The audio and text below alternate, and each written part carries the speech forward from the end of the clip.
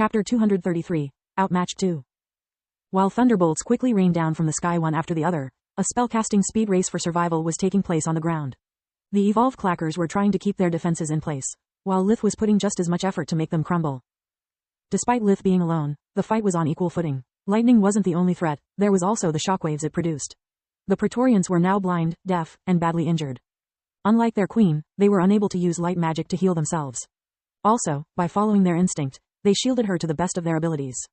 Lith exploited the situation, focusing on one of them at the time, leaving a different enemy unprotected each time a bolt of lightning struck. The cloud Lith had conjured was small, it managed to produce only a dozen lightning bolts before returning to normal. Yet its effects were devastating. One of the Praetorians was dead, another was in agony, and the last one was severely injured. Exploiting their blind loyalty, Lith had also exterminated the hatchling clackers that answered their queen's call by throwing them in the eye of the storm. Once the lightning bolts stopped, Lith jumped out of the pit, rushing at full speed toward his enemies. His body was infused with air magic, making him appear like a blur.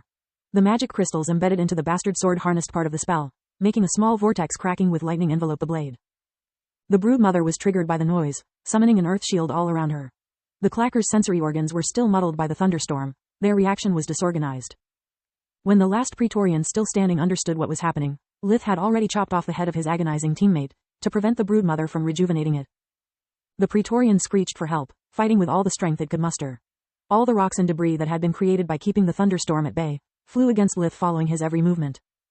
Lith was starting to run out of steam. His muscles were sore from the continuous bursts and his mind was losing focus.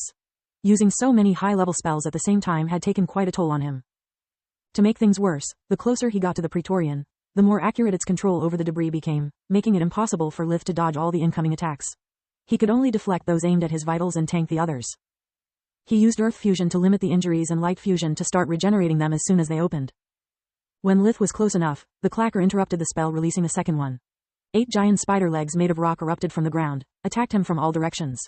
Each one ended with a spike and was aimed at his heart to impale him. Damn my stupidity, I should have known the previous spell was just a diversion. I've no time to blink. Lith infused himself and the sword with air magic, charging against the incoming spike in front of him. He slashed horizontally, aiming to use the force of the impact to alter his course at the last second and avoid being turned into a shish kebab. Much to his surprise, the sword didn't bounce off the spike, it cut through the stone like it was paper instead. The Praetorian was suddenly as scared as Lith was jubilant. This isn't a sword, this is a masterpiece. Lith rejoiced from the sudden turn of the events. The clacker was defenseless. Weaving and controlling his spell with such precision had required all of its focus, leaving it no time for a contingency plan. With one last burst of speed, Lith arrived in front of the Praetorian, performing a series of quick slashes. The first cut off the front legs that were trying to protect the Praetorian's head. The second and the third split the head in two and removed it from the body respectively. Lith kept dashing forward, putting some distance between him and the brood mother, activating invigoration as soon as he stopped. It took only a couple of seconds for the brood mother to realize there were no more lightning bolts incoming, but when she lowered her barrier everything was already over. She used invigoration to heal her many wounds and replenish her mana.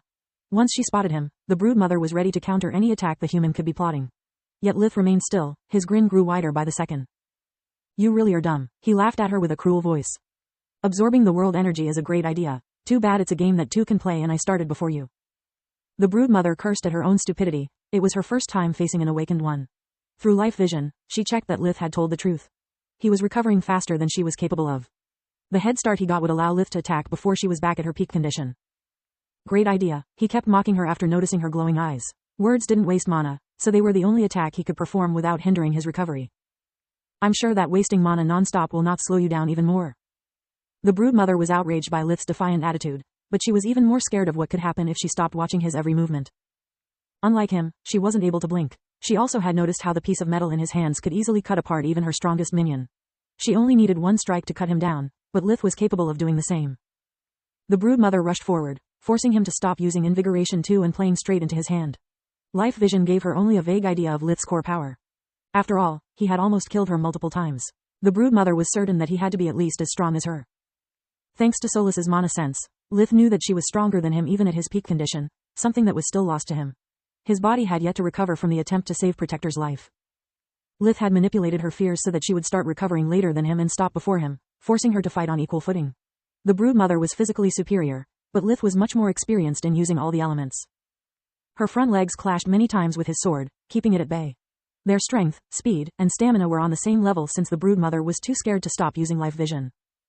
Yet Lith was forced to play on the defensive. While his opponent could block with the front legs and attack with her claws, he had only one sword. His daggers had a smaller range than her fingers. Also, he needed both hands to stop her heavy blows. They were too close to use spells. If one of them stopped even for a second, the other would have the time to strike at least 3 times. Soon Lith was covered by shallow wounds on the head, shoulders, and arms. The broodmother was starting to get used to his poor swordsmanship, attacking with her claws every time her front legs clashed with the sword. The impact would stun him just for a split second, but it was enough for her. Lith changed his strategy, infusing the bastard sword with darkness magic instead of air. The blade turned pitch black and small vortexes appeared on its surface. Lith didn't need to use life vision to know that Ryan's masterpiece was sapping his enemy's strength by the second. He only needed to watch at her terrified expression. Every time the dark blade clashed with the broodmother's stone-like legs, they would crack and a bit of her life force would be transferred to Lith. The tables were now slowly getting turned. She knew that the longer it lasted, the weaker she would get. She went into a frenzy, attacking faster and faster, hoping he would make a mistake not being able to keep up the pace with her many limbs. Lith was soon forced to focus only on the defense again. The broodmother's attacks were too fast and well coordinated for his skill level. New and deeper cuts appeared on his flesh, but he couldn't stop grinning. Not even a monstrosity like you could laugh at his own death. During the fight, the queen of the clackers had noticed Lith's unusual smell. It was part human, part beast, part abomination and completely unnatural. "I'm laughing at yours," he inwardly replied before releasing all the 9 spells stored inside his rings.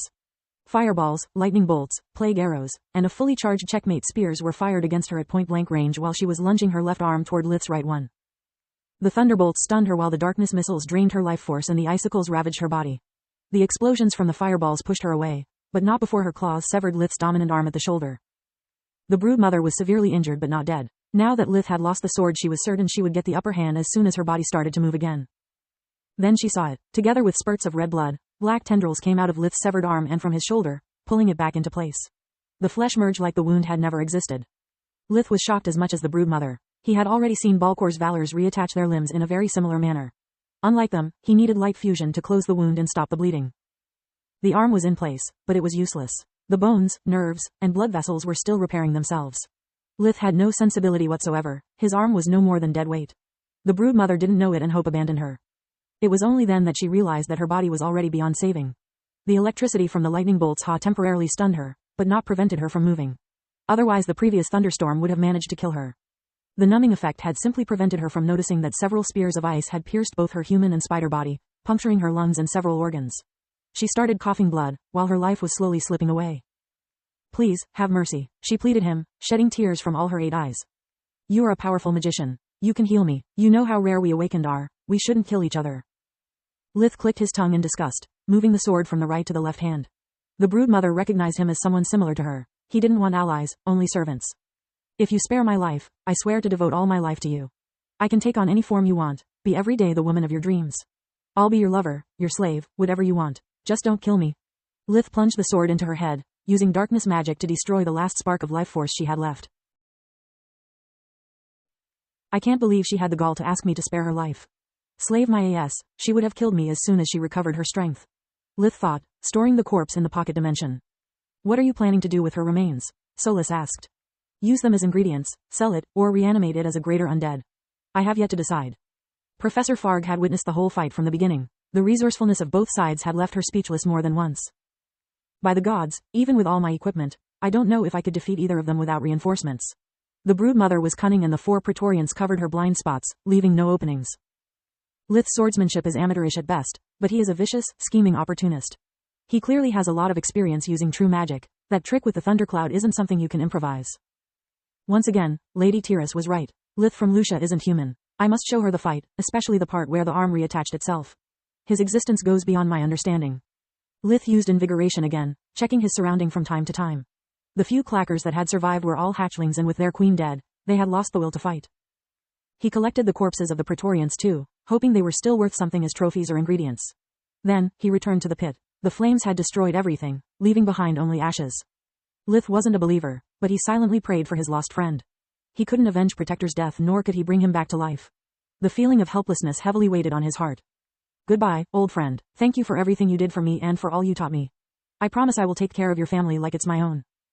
Well, look who's here. I should feel offended. I heard from more than one reliable source that you shed a lot of tears for Protector, but none for me." Lith turned around, welcoming Kala with a warm smile.